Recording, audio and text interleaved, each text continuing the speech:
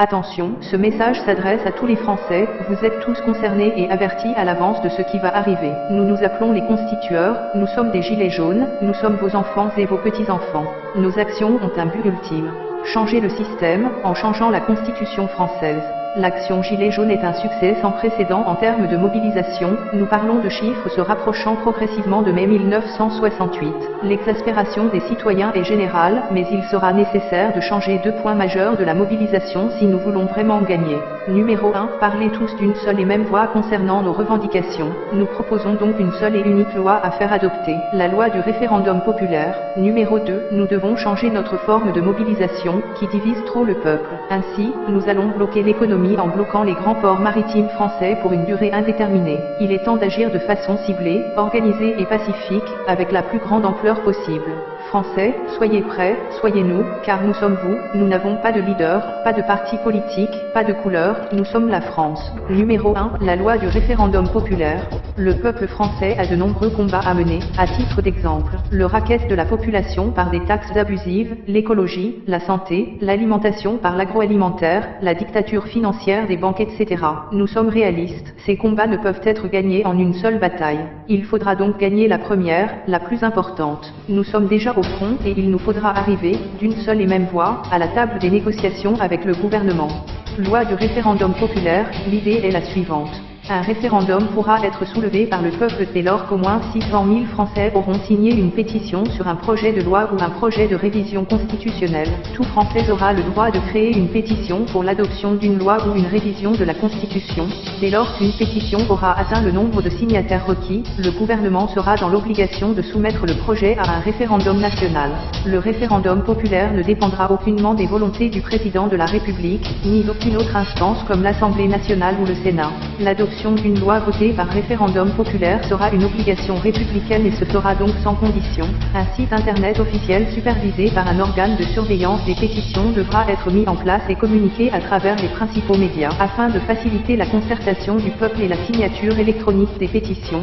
L'adoption d'une telle loi sera un outil d'une puissance incroyable pour les citoyens, qui auront désormais les moyens de lutter pour leurs différentes causes, en court-circuitant si nécessaire leurs représentants politiques.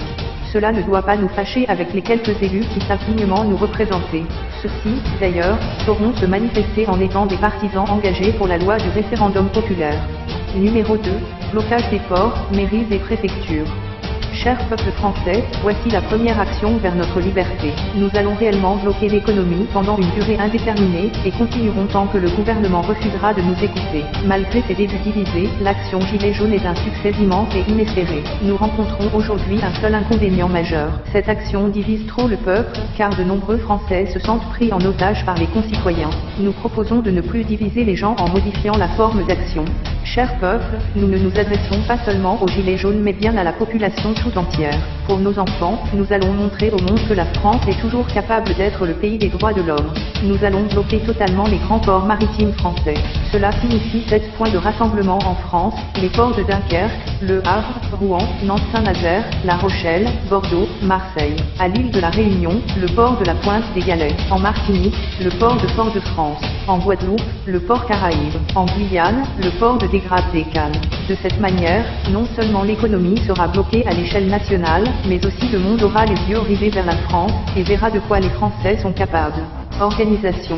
Un tel mouvement sera sans précédent et le gouvernement va vouloir tout faire pour l'empêcher. Nous devrons être exemplairement pacifiques et soudés. La mobilisation se présentera sous cette forme à l'entrée de chaque port. Des rassemblements pacifiques géants, sous forme de pique-nique en musique. Une occupation des lieux continue, nuit et jour, par roulement. Pour ceux qui auraient des difficultés à se rendre dans un des grands ports, nous invitons chaque ville à des mobilisations pacifiques de masse bloquant les mairies et les préfectures.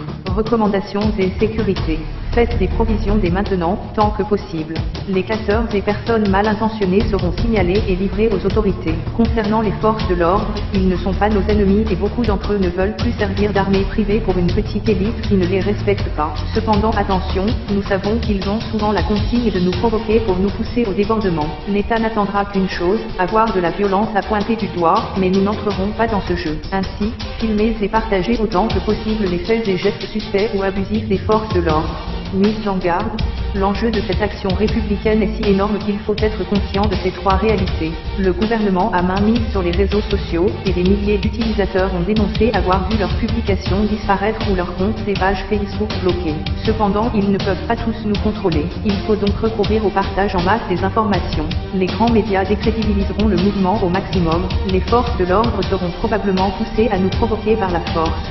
Le système a toujours utilisé les médias et les réseaux sociaux pour nous diviser, il ne tient qu'à nous en faire une force. Pour cela, un seul moyen, partager ce message à tout le monde, tous les jours, sur Facebook, Messenger, WhatsApp et autres. Téléchargez cette vidéo afin que si vos publications sont supprimées, vous puissiez la republier encore et encore. Appropriez-vous le mouvement, vous le faites pour vos enfants, pour la France, pour votre planète.